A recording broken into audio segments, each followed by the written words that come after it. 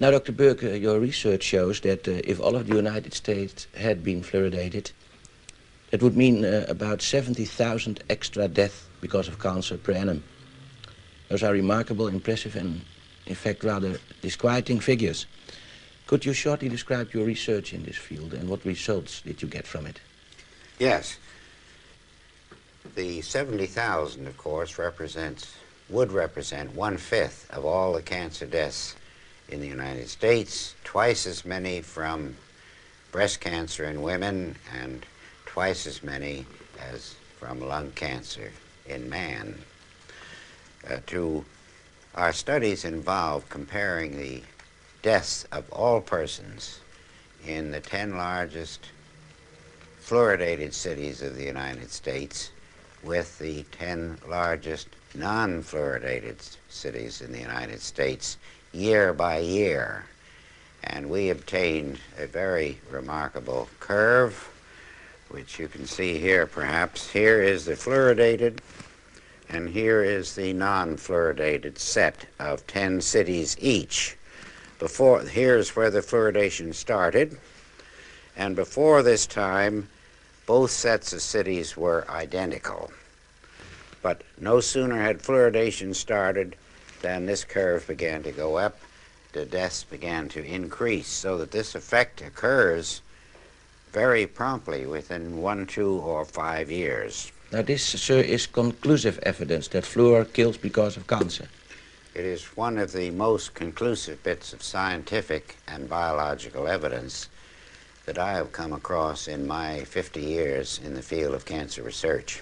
Would this then, in your opinion, be the end of fluor in water, in drinking water? It should be the end, and in the United States, it should so be the end by federal law known as the Delaney Amendment, which says that anything found to induce cancer in man or animals cannot be legally put into the food or drink of man or animals.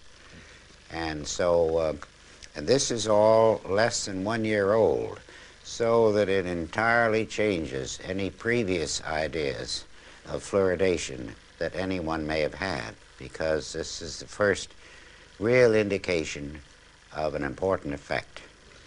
Now, in this country, of course, the state of the dental state of the Union, the way people's teeth look, is incredible indeed. Would you say that stopping fluor had other effects than increasing the dental problems in this country? Well, I would rather look at it that it would certainly help the cancer death situation in this country, which I'm sure most people would agree is far more important than a temporary benefit to teeth in adolescent children. Now this, you see, amounts to public murder on a grand scale. It is a public crime, it would be, to put fluoride in the drinking water of people. Now, the children of this cameraman and mine, sir, take fluor. Should we stop this immediately? Well, in my opinion, if they were my children, they would not take it anymore. I can only recommend for myself, but I would suggest to you that they stop it. Is there a difference in having fluor in drinking water or administering little fluor pills to children? Well, of course, the little fluor pills are a much smaller proposition than drinking gallons of water per day or per week, as well as taking a bath in it and washing your automobile in it and watering your lawns. That's a very massive thing compared to brushing teeth with fluoridated toothpaste. But our work is immediately concerned with drinking water. What happens to toothpaste, I'm quite willing to let the future studies go into that in more detail. There is, of course, you talk about murder, sir, an ethical aspect to all this, a law aspect, an aspect of people's inhumanity to people. What is your idea about how should this be implemented in our society? the ethical aspects of administering poison, as it were, to people?